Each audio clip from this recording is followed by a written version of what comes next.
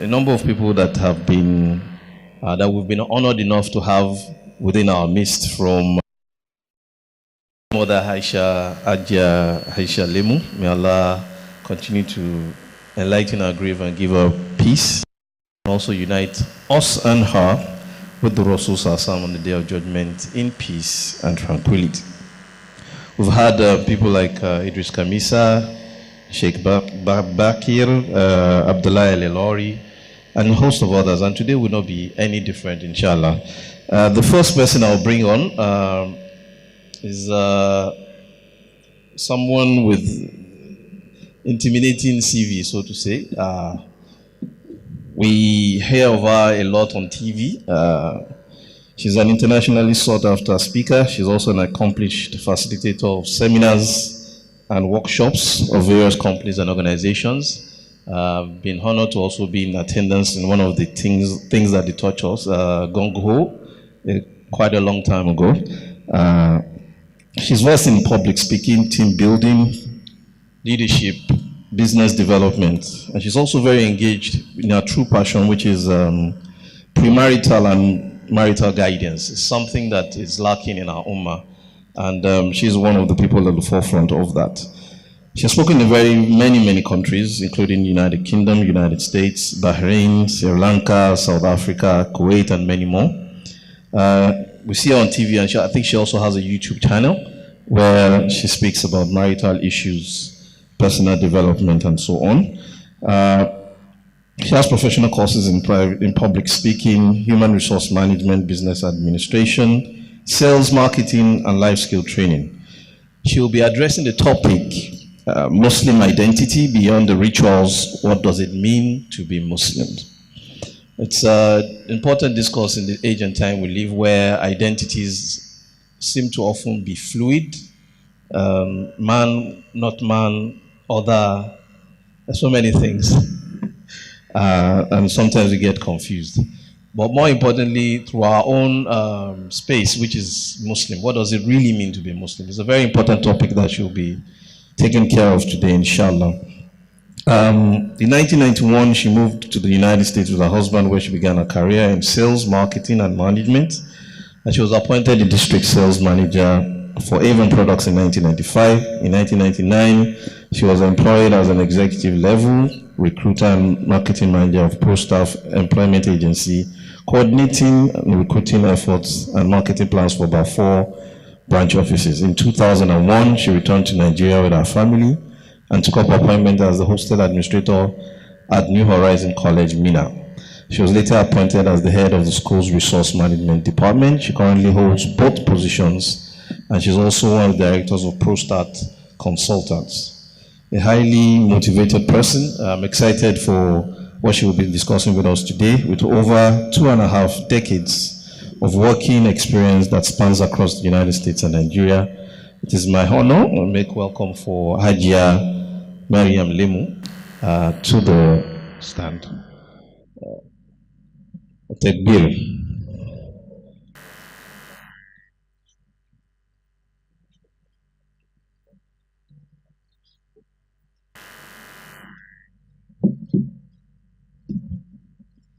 A'udhu billahi minash shaitanir rajim. Bismillahir rahmanir rahim. Assalamu alaikum wa rahmatullahi wa barakatuhu.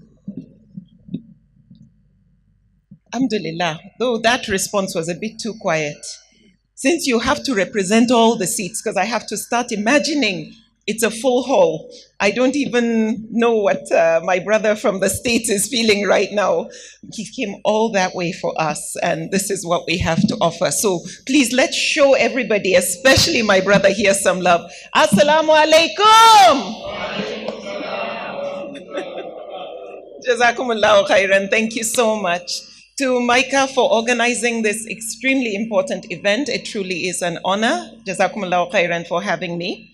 I'm going to dive right in because I know we are going to try and inshallah make it. Just like they started on time, I really respect you and I salute you because I'm a stickler for time. So jazakumullahu khairan. As Ramadan draws near, I see a lot of Muslims putting in so much energy into preparing for this special month. being in the right frame of mind to do all the extras that it's expected of us to get the full blessings of this Ramadan, preparing ourselves to lower our gaze, guard our thoughts, guard our tongues, and guard other body parts that sometimes wander around, while neglecting the big picture, the main essence of Ramadan and what it is meant to achieve. Whatever we do during this month is meant to be sustained long after Ramadan, throughout the year and beyond. It's not just for 1 month. This is one of my deepest concerns, that I believe we Muslims have become more like seasonal Muslims. I hear some people saying, and I literally heard someone say to me, I'm fasting, I cannot gossip. Or it's Ramadan, I can't lie. As if after Ramadan we can go back to lying. Or maybe the sin is not as heavy after Ramadan. I wanted to say, please, can you please fast for the whole year? If that's what will stop you from gossiping and lying. We run schools, and one of the schools we run, students are resuming today. A parent called me this week and said, my son is coming back, and I've been speaking to him throughout the holiday that he's going to have Ramadan in school. Please remind him that during this month, he shouldn't do those small chuku-chuku talks that they normally do with their friends. Again, it seems like it's for a certain period that we're to be on our best behavior. You find Ramadan halls filled to the brim. You can hardly find an empty seat. Often, you find a standing room during the month of Ramadan. Yet before and post-Ramadan, you see things like this, as if it is only during Ramadan that we are meant to listen to tafsirs and gain knowledge from people who have something to share with us. Let me share a story with you. I grew up in a very religious home. Both my parents and my brother are all known to be religious scholars. My father would often conduct the khutbah at the Jumu'ah mosque. He was a Sharia judge until he retired. He and my mother established a huge Islamic organization. They established several schools. They wrote many books, given lectures all over the world. And my father was even honored with the King Faisal Award for service to Islam. And then there was me, MARYAM LEMU. I was a Muslim by name, by chance, not by choice, because I was born into it. I prayed 5 times a day, but because I didn't see results, instant results for what I prayed for, I felt Allah wasn't listening to me. Prayers became more like an exercise. I literally became like a robot. I became a blind follower. I was told to pray, I would pray. Read the Quran, I would read. Why? Because Allah said so, and He's going to reward me. End of discussion. I had questions like where Allah came from and wanted proof that this book is actually Allah speaking to me. When I asked my teachers, no one seemed to have answers that satisfied my curiosity. Just that Allah appeared from nowhere. He exists and He's everywhere. And Maryam, there are some questions you should just not ask. You need to just have faith and accept. My brother and I grew up reading the Quran with my parents. The translation, its interpretation, the seerah, stories, a day with the Prophet, literally every single day we went through that. But I didn't connect. I zoned out. My brother, however, accepted and embraced and seemed to appreciate and get all that was being given to us. Now, 2 things happened to me. The first was the muallims entrusted in teaching us the Quran were very wicked. They were extremely generous with the cane.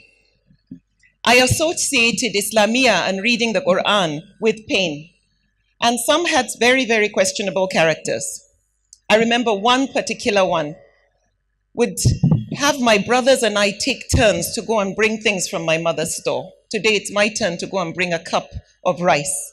Another day, Nuru, go and bring some milk for me. In other words, he was teaching us to steal.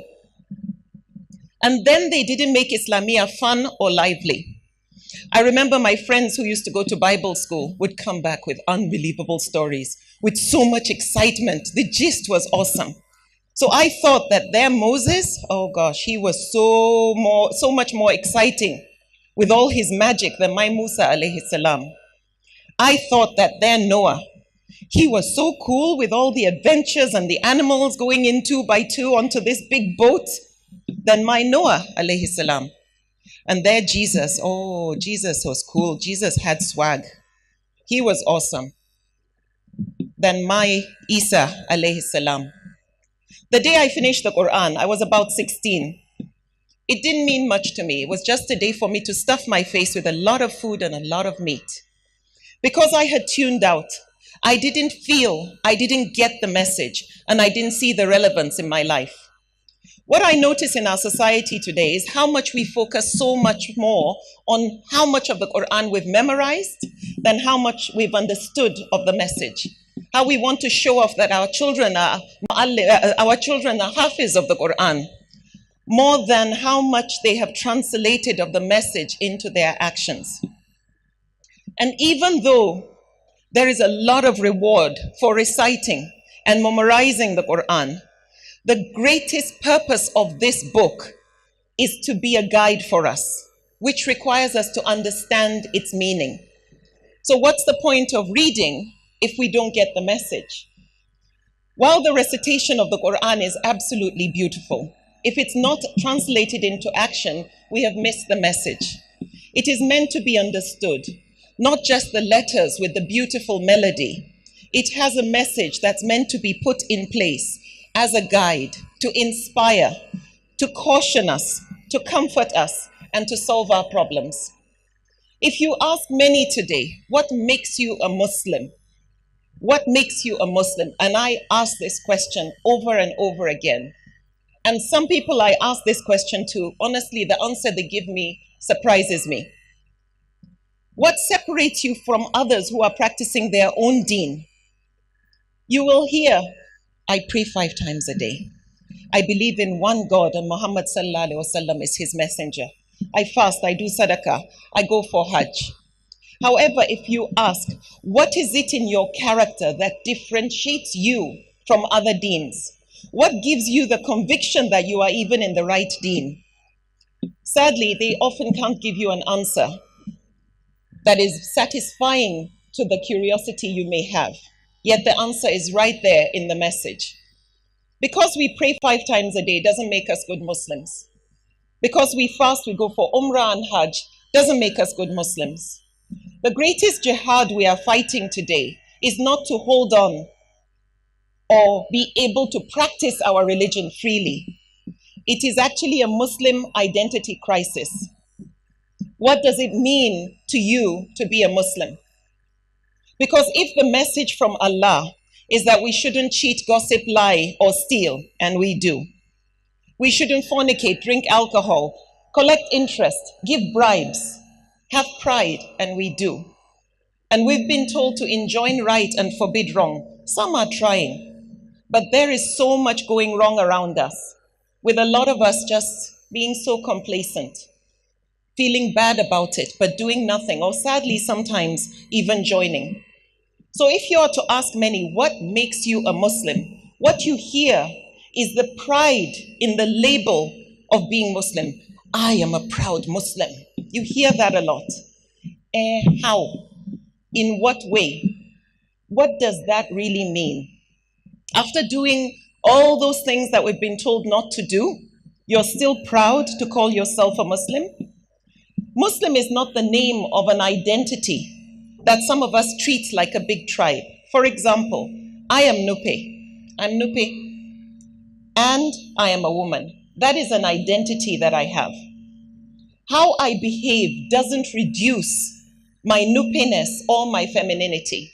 So if I were to shave my head bald today and start wearing trousers, I'm still a woman. If I behave badly, I'm still a woman. I'm not going to be called a man. If I speak French, Yoruba, Igbo, I'm still a Nupe. Even if I start speaking Chinese, that doesn't reduce my Nupeness. However, if I call myself Muslim, then anything that I do that goes contrary to what it means to be a Muslim reduces my Muslimness. I know that's not a word. And what I do also affects other Muslims. It's not isolated. What I do is not compartmentalized. And let me explain. The word Muslim means submitter.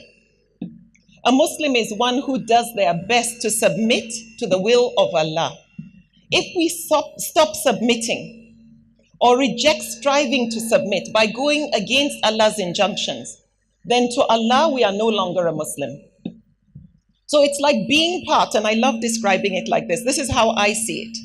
It's like being part of this very exclusive club that only belongs to Allah. To be a member of this club, you have to agree to and follow all the rules and guidelines of being and having membership in this exclusive club. When I think about us here in Nigeria, and I think about the Muslim population, I don't know if it's fair to say we are at least half. I don't know if MICA have a better estimation. So let's go with at least half. Yet if you look at this country, crime and corruption are at an all-time high. It's not going down. And we can't blame the non-Muslims and say they are the ones who are committing all these crimes in all walks of life. Yet we say we are Muslims. A lady I was counseling who was having some marital issues, infidelity, in fact, was the issue. Her husband wasn't being faithful to the relationship. What she said to me is, "Maryam, we all need to just accept that our men will have affairs." And she's talking about Muslim men. And we call ourselves Muslims. We hold political positions and have influence over leaders who deny the masses opportunities to develop, to give the masses potable water, good healthcare and medical facilities, roads and schools. Yet we call ourselves Muslims. Many of us are collecting incomes through non-halal means. We call ourselves Muslims. Some of us acquire positions in companies when more qualified people are passed by simply because they didn't have the right connections. We call ourselves Muslims. Our kids gain admissions into schools when more qualified candidates are passed because we were able to pay for their seats. Islam encourages us to seek useful knowledge and develop ourselves, develop our families and our communities, yet we are so backwards. We have been left behind, and we call ourselves Muslims. We watch and forward jargon on social media, including fake news, gossip, and pornography. Yet we call ourselves Muslims.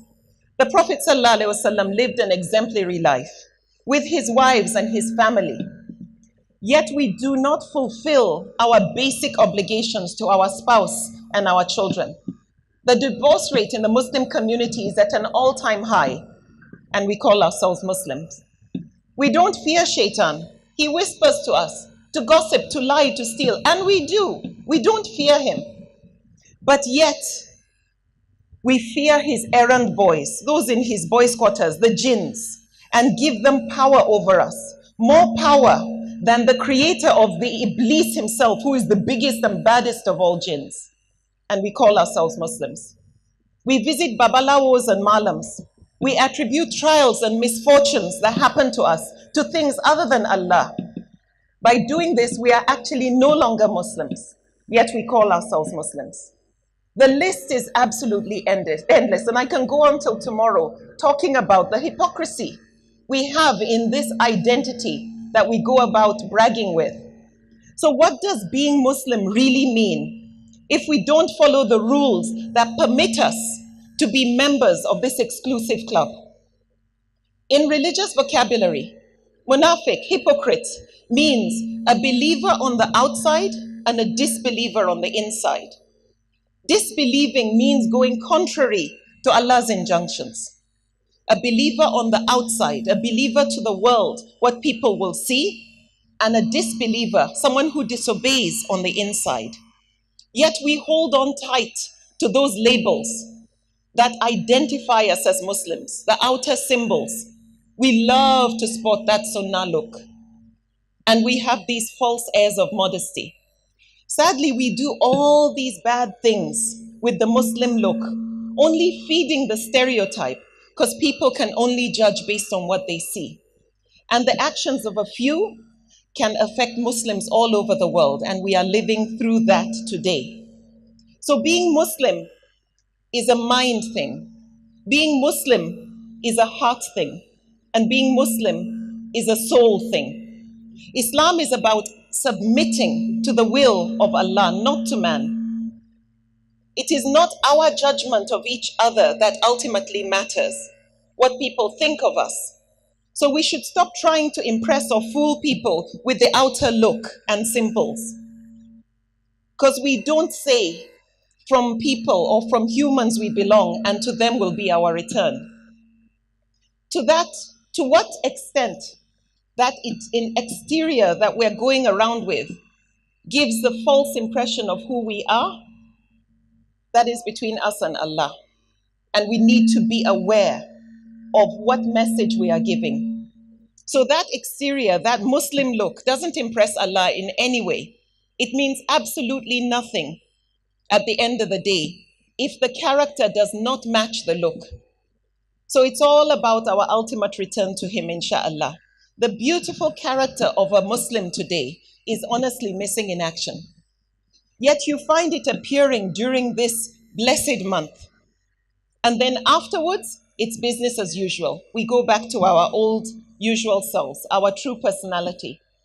The Prophet ﷺ has been chosen for us as a model. He is the expo of how we are meant to behave, the example of how Allah wants us to do what He wants us to do, how He wants us to behave, so that we can be part of this exclusive club. And we're meant to copy His example. And His example is in His character and His actions. So I would like us to constantly ask ourselves this question: what is it in my character and my actions that makes me a Muslim? So as important as reciting and understanding the Quran, the meaning of the message is, what is critical is having the willpower to translate it into action. Now that is when we become true Muslims, and that is the real jihad. My parents struggled. They struggled so hard to teach me the message. We sat literally every single day to read the translation of the Quran, its interpretation, its application. However, unbeknownst to them, I had tuned out completely. I had rebelled. Why?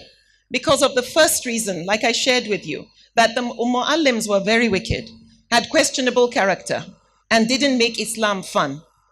However, the second reason was because I got turned off due to expectations and being judged. Often I would step out and they'll say, Subhanallah, Maryam, you're not behaving like Sheikh Lemu's daughter. You're not behaving like Aisha Lemu. My dressing, my speech, my friends, my conduct went under the microscope. So even though at home I saw how beautiful Islam was meant to look at, I was part of a bigger community. And unfortunately, when I stepped out, that's where my problems got compounded. Every small thing I did was magnified. People will say, Maryam, you're not being a good Muslim. The focus was on the negatives. And they didn't celebrate the little good I was doing. Everything was haram, haram, subhanallah, Maryam, you're going to burn in hell. Allah was made to seem like this very strict God, eager to burn me in hell. The way some parts of the community sadly presented Islam was not appealing. And all efforts by my teachers and parents to teach me about Islam failed. Unfortunately, nothing was entering. I became allergic to anything to do with Islam. In fact, to me, the word that rhymed with Islam was haram. I went for over 4 years at one point without praying. This was after 18. I just shut down completely because I wasn't feeling this faith. As you can see, because you are born Muslim or you grow up in a very strong Muslim family doesn't make us Muslims. It wasn't until my mid to late 20s that I started to feel this emptiness inside. I started to feel that something was missing. I felt incomplete. I started to feel guilty. Now, one thing I knew for sure is that I didn't create myself and that I must be on this earth for a purpose, for a reason.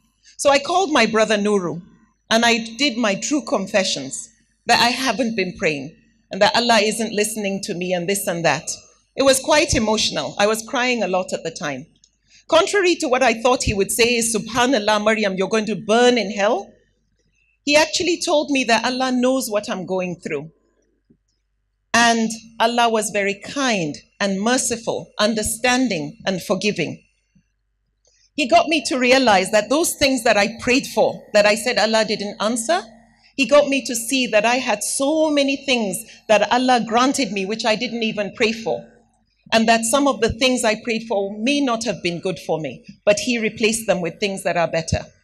He got me to start counting my blessings, and alhamdulillah, I realized I was truly blessed. And even though I turned my back on Allah, Allah never turned his back on me. I recall growing up the image early in the mornings of my mother sitting on the mat, reading the meaning of the Quran. Now, many of you know that my mother, may Allah have mercy on her, was not born Muslim. I remember her telling us that she felt something was missing, that she wasn't getting the answers that satisfied her needs. So she started to research various religions until she discovered Islam was the one with the answers that made sense to her, that were logical and gave her peace of mind. So I embarked on my own journey to find out if anything is missing and to find answers that satisfied my curiosity. So I started to ask various people. I started to read and I started to listen. And this is what I found out. For us Muslims, the Quran is the basis of our beliefs. It is the foundation. It is the anchor. It is it. So its authenticity, its originality, its preservation, its integrity, that it is genuine, is one of the proofs that we Muslims can hold on to. That this is the same revelation that the Prophet ﷺ was reciting 1400 years ago, and that it came from Allah. So it's a rational claim that even non-Muslims who have studied the Quran, historical, archaeological records all confirm that the Quran today is identical as the one during the time of the Prophet ﷺ and the Sahaba. Scientists who have studied and carbon dated the copy of the Quran that is in the University of Birmingham, which is not a Muslim university, they have done every test you can imagine to prove otherwise. However, they have proven, and I'm talking non-Muslims have proven, that that manuscript dates back to no less than 1300 to 1400 years ago. So for me, there is no doubt in my mind that if that copy in University of Birmingham goes back to that long ago, that it's identical with the one I have today. The one they have dates back that far, is identical with the one I have today in my hands, in my home. No changes. It is also a rational claim to say that the Quran could not have been the work of a human being called Muhammad sallallahu alaihi wasallam. How could a man, illiterate, out in the Arabian desert, with no binoculars, no telescope, no microscope, no satellite, know what's happening in orbit and at the bottom of the ocean, or what's going on in the womb of a mother? How could he know historical facts that during his time nobody else could possibly know? So if one had said that it was a committee that had come together, a committee of poets, philosophers, scientists, astronomers, lawyers, gynecologists, biologists, historians, to put together this book, but it has been confirmed even by non-Muslims that this is not the case. So the fact is, there is an inability to prove or find an author of the Quran other than Allah himself.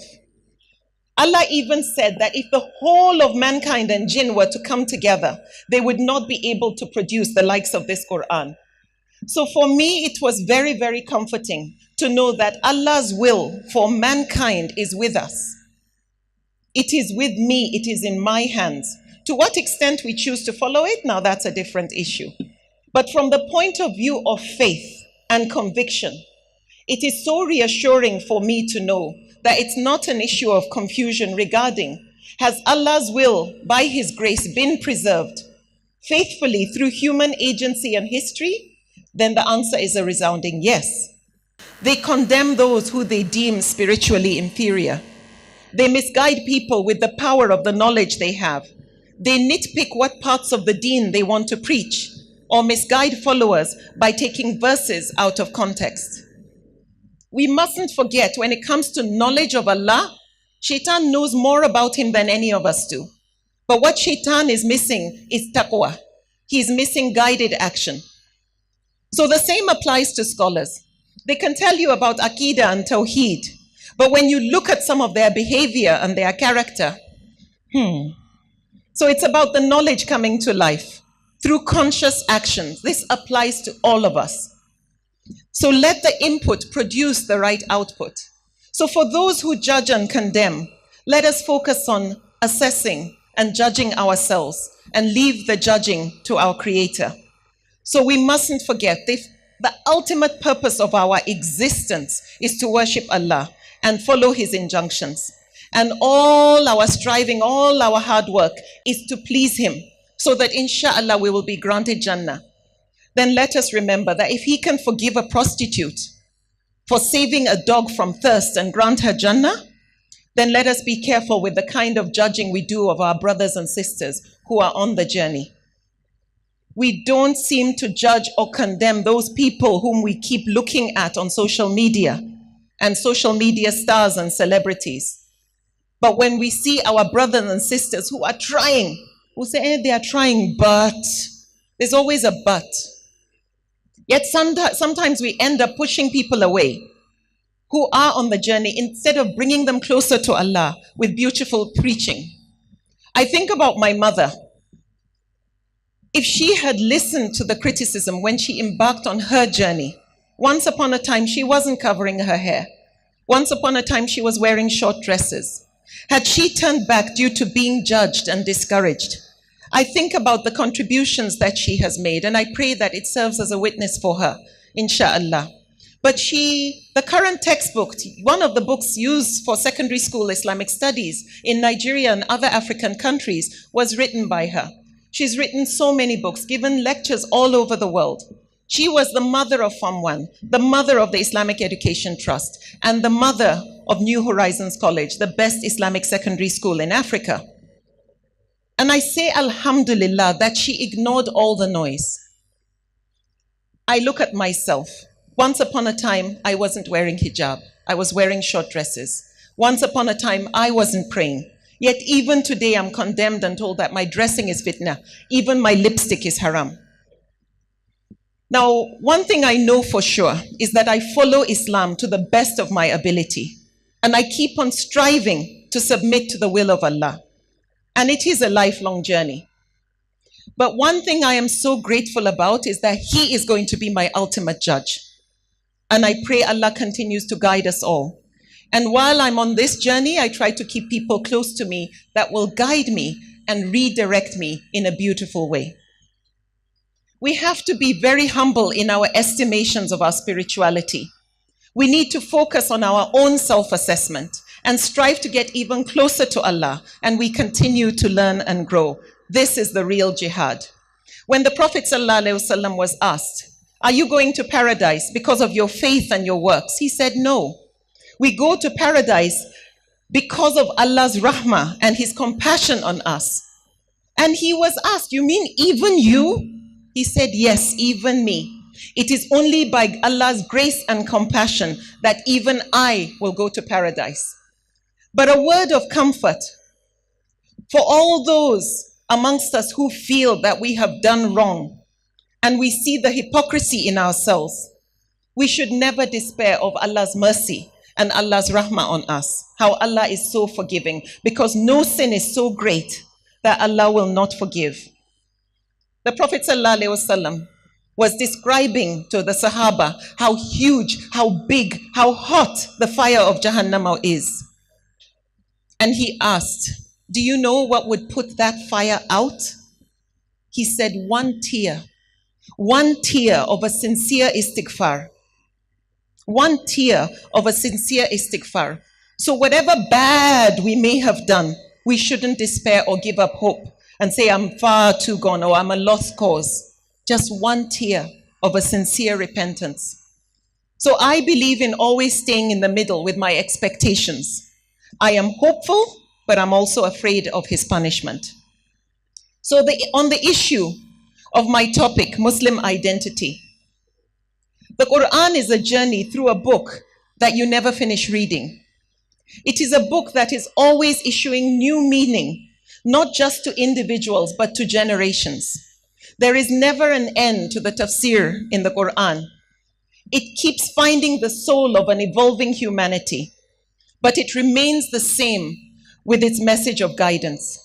So our job is to beautify it with our voices, to recite it in beautiful ways, but most importantly, to live it, to be the walking Quran. So it's not an academic textbook that's meant to be studied, but it's meant to be lived. Because the Quran on the day of judgment will stand as a witness for or against us. I literally get goosebumps when I think about that. That the Quran on the day of judgment will stand as a witness for or against us. It is a book that calls us to think. It is a book that calls us to understand, to ponder on and follow its guidance. There are many acts of sadaqah that we can do. However, the best amongst the best, which Allah inshallah will make a sadaqatun jariyah for us, is not only to understand, but to educate others on the meaning of the message and what it means to be a good Muslim, to be a true Muslim. The Prophet ﷺ said, the best amongst you are those who learn the Quran and teach it to others. And teach it. You teach, and most important purpose of teaching is that it can be applied. So the teaching shouldn't just stop in the recitation, the pronunciation. It should go beyond to application. So please continue.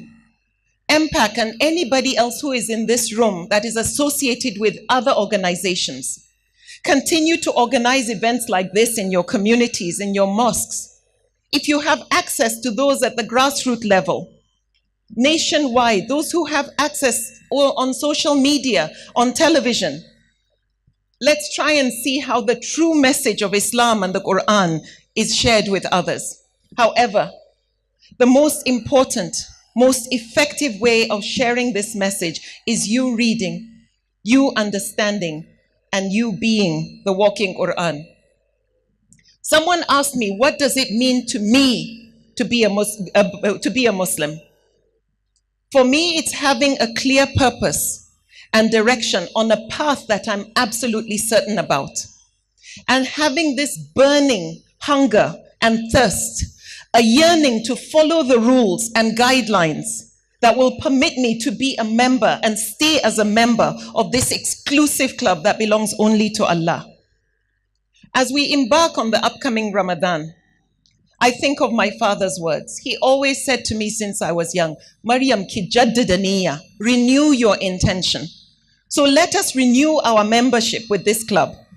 Or we may need to sign a new contract that we are going to break our bad habits and create new ones and continue with the good ones that we have already established. And inshallah that we will sustain it beyond Ramadan.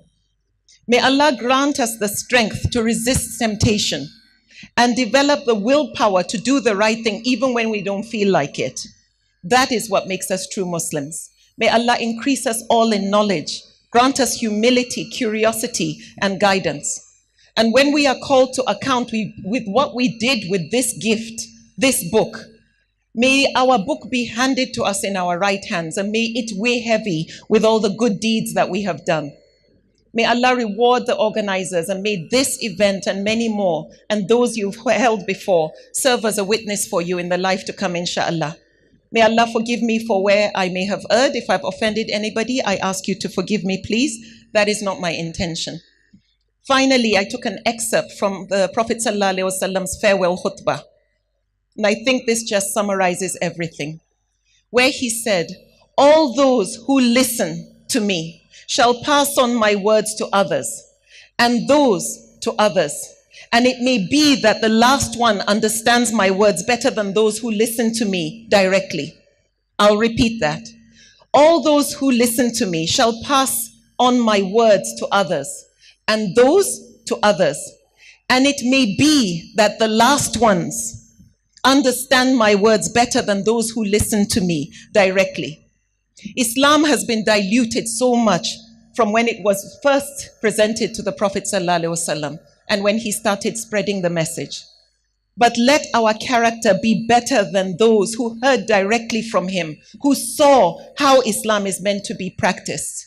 Let our character today be better than that, because that is his wish for us. Jazakumullahu khairan. Assalamu alaikum wa rahmatullahi wa barakatuh. Jazakallah khair.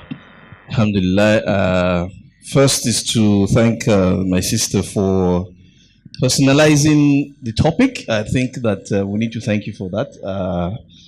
I think it's also one of the good reasons why we learn a lot as human beings from stories. I think stories are also plenty in the Quran, and there's a reason behind that. One of the things that stuck out to me was that knowledge, is something that you should know, but also act upon.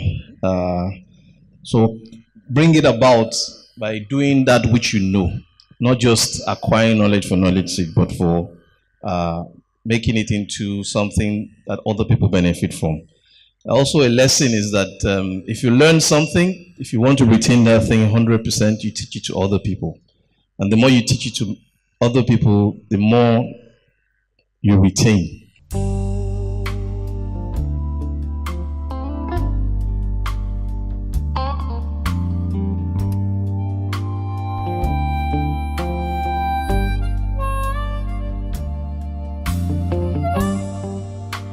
I said your topic in and of itself is what I personally has been clamoring for, because I tend to tell people that until our scholars and those that their voices have been projected worldwide in the Islamic community leaves the complexity of Islam and goes back to the original source, that is in and of itself, who exactly is a Muslim, we would keep losing what it is to be a Muslim, and which is why I am very grateful for your topic.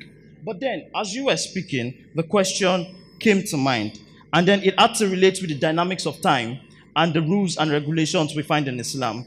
Because what you have is, when time elapses or when we progress, there are need for revision and revision of laws. But then that of the Creator, Almighty Allah, is one that we, mere human, cannot turn into and what we cannot tune. And then you find out that what you find probably in the, the secular world, and those who are a little bit elite and knowledgeable, they tend to find a balance. Am I a conservative? Am I a liberalist? Am I on the right or am I on the left? So my question is, where exactly does Islam fall into this world? Where everybody is trying to find that balance, and then we're trying to not so judge, not so be that moral, big compass that we tend to tell people, don't do this, don't fall there, don't fall there. How exactly are we supposed to project ourselves in a world where people are not even ready to see that difficulty?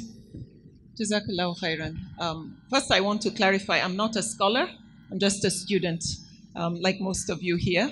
However, with regard to your question, I think for me, in my opinion, based on the Islam I know, as I've learnt it, that, being in the middle, for me, is what I understand. Moderation in everything. Anything extreme can turn people away.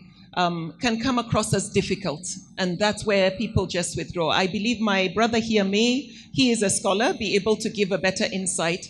But I also know that when you find yourself curious, what is Islamic perspective on a particular issue, like I mentioned earlier, find authentic scholars who are moderate, who are not going to turn you away by telling you to follow the extreme path, because I do not believe the Prophet ﷺ practiced Islam the way I see certain people doing. So finding a genuine, authentic scholar that will interpret the message to make it relevant to today. During the time of the Prophet ﷺ, there was no social media. So the monsters we are dealing with today are totally different. And somebody may be able to give us greater insight in how certain verses of the Quran or how the Prophet ﷺ has carried out certain actions, how they can be customized to apply to what we are dealing with today. So for me, I think that's what I would say, but I believe this question may also be answered better by my brother from America. Yes. Jazakallahu khairan. Assalamu alaikum warahmatullahi wabarakatuh. Wa alaikum salam. That is my name. Thank you for the moment. I'm a little bit emotional about your topic. Two questions quickly. You talked about not praying for 4 good years. I think I got you right. How was it like? I saying, not praying for 4 good years. Can you just throw more light how it felt like. Did you ever feel like you are going to come back, or did you miss anything those period? Then secondly, we are trying to change the narrative, but unfortunately the media has not been very friendly to us. Aside this platform, seminars like this, what else can we do? Because I know we are not too good in that aspect of life, the media. Thank you so much. Jazakallahu khairan. Well, during that time, I was being very rebellious. Like I said, I would pray and I didn't see instant results, so I felt Allah wasn't listening to me. And so I didn't call on Him like He said, and that He would answer. Unfortunately, because I didn't see what was right there before me, I didn't see that He had actually answered a lot of prayers by giving me things that were better for me. I did feel empty inside. I felt something was missing. There was that guilt deep inside, but my rebellion blinded me and made me tune out to those emotions that I was going through. It was actually just a bit over 4 years that I went. Funny enough, even my husband didn't know that I wasn't praying, because I would just pretend. We always pray together till today. Even during Taraweeh, he doesn't go to the mosque, he prays with us and the kids. But at that time, we were living in the States. I would just go splash water wherever and make it look like I'd done ablution. But there was nothing coming out of me that was sincere. So I would say, yes, I felt incomplete, if I may use that word, but I didn't have the willpower and the courage to ask questions until I finally made that phone call to my brother. And to my surprise, what he had to tell me was very comforting and encouraging. And he didn't tell me I have to go back 4 or 5 years to start praying. And that's where I think sometimes you could have someone who could say to you, subhanallah, you better start counting. And that would discourage me. At that time, I would say I give up. It's not worth it. So for me, honestly, there may be a totally different view on this. But that is exact. I may be missing in action. I may be owing prayer. But at that stage, this is what helped me come back. I pray on the Siratul Mustaqim. With regard to your second question, using every means possible. All of us forward things on social media. What I always say, when you have something that has been sent to you, look at it closely. Does it benefit others? Do people grow from what you're about to forward? That is a way of spreading Islam. And trying to make sure you stop. Somebody will send you a video that is very inappropriate, either very vulgar or very disturbing. We see videos today of people killing or heads decapitated that are sent to us by people. I remember someone sent me the video of Khashoggi when he was being hacked up. I really thought it was a joke until I realized, who would record, first of all, how deranged, but who would forward such a thing? And we are not helping. We are just killing our brain cells with the more we keep forwarding, affecting and diluting the ummah with this kind of jargon. So what I do, what my husband does, if somebody sends us things that aren't proper, we actually make a phone call and we say, please, I ask you, this is disturbing and I would rather you don't send me anything. But if you have something motivational, please go ahead. I would love to receive that. So, but the other platforms we have, of course, people can start a podcast. I just decided one day to ask my son to record me because I just felt I had a little bit to contribute. He started recording. Within 48 hours, I had over 10,000 followers. And I was like, wow, I didn't know anybody would listen like that. So, and then Facebook also, I felt, let me try. I'm very ignorant of social media. So even now my Instagram page, it was when I went to South Africa, someone said, you're supposed to be on Instagram. I was like, I don't know how to do this stuff. So someone opened the account for me and helps me manage it. And he always asks me to screen what he's going to post or tells me to post stuff.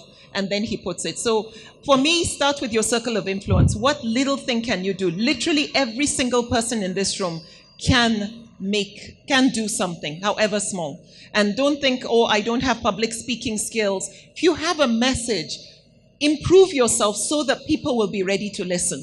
So continue your own personal capacity building so that you can deliver the goods in a way that people are ready to embrace and absorb. But do everything. We have people here who have influence over people on television. Some can afford it and they can open their own channel. I have a lady who invited me recently to be the host of an Islamic TV station, channel that she's going to have on DSTV. So literally there are so many different avenues. The most important is try and get the message out. Go to schools. and talk to the youth about it. And it can be raised. You may know somebody who's a principal. How is it raised? Give me 10 minutes during a PTA meeting. So it's not as big. It's literally the small that can make a difference. And this thing about making sure during the khutbah, when there are so many there, that they hear this on a regular basis. And over time, I believe the narrative will change, inshallah. May Allah make it easy. Questions from the sister? Assalamu alaikum. Thank you so much for the lecture. My question is very similar to what the first brother asked, and I would like to phrase it in another form.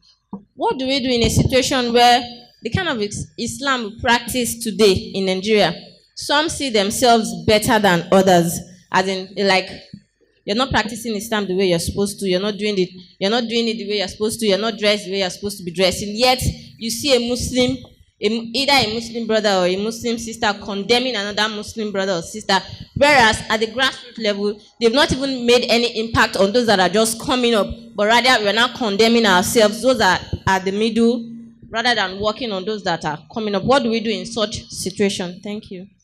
I think I've covered that, but again, during the khutbahs, let it be something we remind each other and admonish those who do. This spiritual superiority, holier than thou thing is very, very unappealing. It discourages, it actually can derail people from trying to get on the straight path. So, like I said, we don't condemn those we see on social media and celebrities, but we condemn our own brothers and sisters who are making the littlest contribution, and that is very discouraging and disturbing. So all I will say is, I keep repeating, any avenue we have, let us start. Some people are extremely good at writing, some in poetry.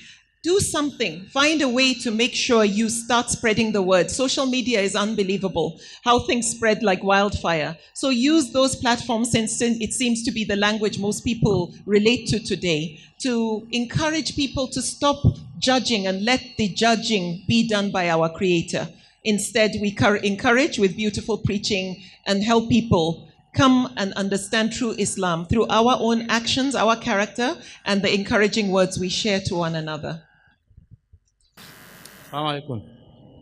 So I just want to quickly mention this, and I don't know how you will try and help us assist the Ummah. What I've noticed is that our parents, out of either that they don't have enough Islamic education, are beginning to fail their children. And it's becoming so bad now that we're having children that does not reflect. When you have a parent moving with their children, you see a sharp contrast, and you're asking yourself, how did we get to this point? And it's getting to that point now where I am so afraid that we may have a next generation that will be able to read the Quran, will tell you they are Muslims, but will not have any trace of Islam. And it's getting to that point that is scary. And I think a lot of people say it's economic, but I don't think it is economic, because the reality is that our parents didn't have money back then when they were raising us, and they enforced it.